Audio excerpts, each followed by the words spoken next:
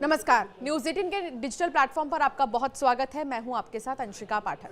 भारत के 15वें उपराष्ट्रपति के लिए मतदान शुरू हो चुका है। इस उपराष्ट्रपति चुनाव के लिए पीएम मोदी ने संसद भवन पहुंचकर सबसे पहले वोट डाला और इस चुनाव में एनडीए के सीपी राधाकृष्णन और इंडिया गठबंधन के कैंडिडेट बी सुदर्शन रेड्डी के बीच मुकाबला है। इसके अलावा जेपी नड्डा भी पहुंच चुके हैं, उन्होंने भी वोट कास्ट किया। राहुल गांधी की भी तस्वीरें सामने आई हैं, उन्होंने भी वोट डाला है। धीरे धीरे नेताओं का जो सिलसिला है पहुंचने का, वोट डालने का, वो अभी भी जारी है और 5 बजे तक जारी रहेगा। उपराष्ट्रपति चुनाव में नंबर गेम की बात करें तो इस लिहाज से एनडीए आगे है। वहीं इंडिया गठबंधन क्रॉस वोटिंग से आस लगाए बैठे हैं। एक बात आपको बता दें कि उपराष्ट्रपति चुनाव के लिए कोई चुनाव चिन्ह नहीं होता है और पार्टियां इसके लिए व्हिप जारी नहीं करती हैं। ऐसे में कोई भी किसी भी उम्मीदवार को वोट करने के लिए स्वतंत्र होता है और नतीजों में वैध वोट सबसे अहम भूमिका निभाते हैं। इस चुनाव में 3 पार्टियां वोटिंग में हिस्सा नहीं लेंगी। ओडिशा से नवीन पटनायक की पार्टी बीजेडी, पंजाब की शिरोमणि अकाली दल और तेलंगाना से चंद्रशेखर राव की पार्टी बीआरएस ने उपराष्ट्रपति चुनाव से दूर रहने का ऐलान किया है। एक और अहम बात, एआईएमआईएम और आम आदमी पार्टी ने इंडिया गठबंधन के उम्मीदवार का समर्थन किया है, जबकि वाईएसआरसीपी ने एनडीए के उम्मीदवार पर भरोसा जताया है। वैसे आज तक सिर्फ 4 बार ही ऐसे मौके आए हैं जब उपराष्ट्रपति चुनाव के लिए वोटिंग नहीं की गई और निर्विरोध उपराष्ट्रपति जो है चुने गए हैं। आज का दिन इसलिए भी अहम है क्योंकि राहुल गांधी लगातार पीएम मोदी पर डायरेक्ट हमला कर रहे हैं और बिहार चुनाव एसआईआर को लेकर दोनों राजनीतिक मोर्चों में ठनी भी है। ऐसे में यह चुनाव एक पॉलिटिकल पावर शो भी माना जा सकता है। उपराष्ट्रपति चुनाव को लेकर जेडीयू सांसद संजय कुमार झा ने बयान दिया और उन्होंने कहा कि एनडीए उम्मीदवार सीपी राधाकृष्णन को एनडीए गठबंधन की संख्या से ज्यादा वोट मिलेंगे। महागठबंधन के भी सांसद एनडीए कैंडिडेट को ही वोट डालेंगे। उपराष्ट्रपति चुनाव प्रक्रिया में पारदर्शिता बनाए रखने के लिए निर्वाचन आयोग, राज्यसभा सचिवालय और हर संसदीय सचिव को इसमें शामिल किया जाता है। उपराष्ट्रपति चुनाव के बाद दूसरे सर्वोच्च आपको बता दें कि उपराष्ट्रपति राष्ट्रपति के बाद दूसरे सर्वोच्च संवैधानिक पद पर रहते हैं। वो राज्यसभा के अध्यक्ष यानी कि चेयरमैन भी होते हैं। अगर बीच कार्यकाल में राष्ट्रपति पद खाली हो जाए तो वो कार्यवाहक राष्ट्रपति भी बन जाते हैं। उनका कार्यकाल 5 सालों का होता है, जिसे बढ़ाया भी जा सकता है। भारत में उपराष्ट्रपति का चुनाव इलेक्टोरल कॉलेज द्वारा किया जाता है। इसमें लोकसभा और राज्यसभा के सभी चयनित सदस्य जो होते हैं, नामित और चयनित सदस्य, वो शामिल होते हैं। उपराष्ट्रपति चुनाव प्रोपोर्शनल रिप्रेजेंटेशन प्रणाली के तहत सिंगल ट्रांसफरेबल वोट प्रणाली से होता है। इसमें सांसद अपने पसंदीदा कैंडिडेट को क्रमवार वोट देते हैं। अगर पहली वरीयता से कोई कोटा पूरा नहीं होता है तो अगले वरीयता पर वोट ट्रांसफर हो जाते हैं।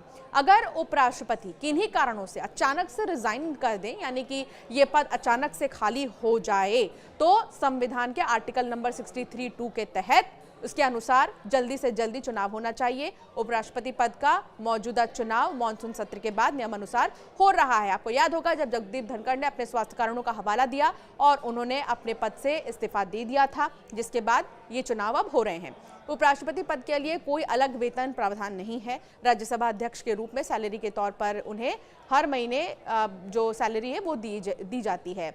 उन्हें आवास, चिकित्सा सुविधा, यात्रा, हवाई, रेलवे, कार्यालय खर्च, सुरक्षा, फोन सेवा, पेंशन जैसी सुविधाएं भी दी जाती हैं। पेंशन का स्तर पूर्ववर्ती वेतन का 50% होता है। उपराष्ट्रपति का कार्यकाल 5 सालों का होता है और दोबारा चुने जाने की संभावना भी रहती है। अगर कार्यकाल अवधि खत्म होने के बाद भी नया पदाधिकारी नहीं आता तो वो आगे काम करते रहते हैं। उपराष्ट्रपति राज्यसभा के अध्यक्ष होते हैं। कार्यवाही का संचालन, अनुशासन, सदस्य योग्यता, अयोग्यता और इसके अलावा कई ऐसे मामलों में उन्हें अंतिम अधिकार हासिल होता है। अगर राष्ट्रपति पद खाली हो जाए, जैसे मरने या त्यागपत्र या अन्य कारणों से, तो वो कार्यवाहक राष्ट्रपति बनते हैं और राष्ट्रपति के अधिकारों का निर्वहन करते हैं। अब जिन 2 चेहरों के बीच मुकाबला है उनका भी जिक्र कर लेते हैं। एनडीए उम्मीदवार सीपी राधाकृष्णन कौन है, ये आपको सबसे पहले बताते हैं। चंद्रपुरम पोन्नुसामी राधाकृष्णन बीजेपी के पूर्व वरिष्ठ नेता हैं। लंबे समय तक संगठन में सक्रिय रहे हैं। 2 बार लोकसभा सांसद रह चुके हैं। पार्टी की तमिलनाडु इकाई के अध्यक्ष पद पर भी कार्य कर चुके हैं। सीपी राधाकृष्णन ने दक्षिण भारत में भाजपा के विकास में महत्वपूर्ण भूमिका निभाई। तमिलनाडु के कोयम्बटूर से 2 बार लोकसभा के लिए चुने गए थे। उन्होंने यहाँ 2 बार 1998 और 99 में जीत हासिल की, लेकिन उसके बाद 2004, 14, 19 में में लगातार 3 बार कोयंबटूर से हार का सामना करना पड़ा। 2023 फरवरी में उन्हें झारखंड का राज्यपाल नियुक्त किया गया। झारखंड के राज्यपाल रहते हुए उन्हें तेलंगाना के राज्यपाल और पुडुचेरी के उपराज्यपाल का अतिरिक्त कार्यभार भी सौंपा गया था। इसके बाद जुलाई 2024 को वो महाराष्ट्र के राज्यपाल बने। राधाकृष्णन ने अपने राजनीतिक जीवन की शुरुआत छात्र आंदोलन से की थी। 2007 में जब वो तमिलनाडु के प्रदेश अध्यक्ष थे तो उन्होंने राज्य में 93 दिनों की 19,000 किलोमीटर लंबी रथ यात्रा की थी। इस यात्रा में उन्होंने मुख्य रूप से नदी जोड़ो, आतंकवाद, समान नागरिक संहिता और ऐसे कई नशे के दुष्परिणाम जैसे मुद्दों पर ध्यान आकर्षित किया था। तो ये है सीपी राधाकृष्णन, जो कि एनडीए के उम्मीदवार हैं। अब इंडिया अलायंस के उम्मीदवार कौन है? सुदर्शन रेड्डी। ये भी आपको बताते हैं।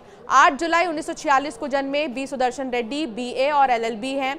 एक वकील के तौर पर वो आंध्र प्रदेश बार काउंसिल के साथ 27 दिसंबर 1971 को जुड़े थे। उन्होंने आंध्र प्रदेश हाई कोर्ट में वकील के तौर पर प्रैक्टिस की है।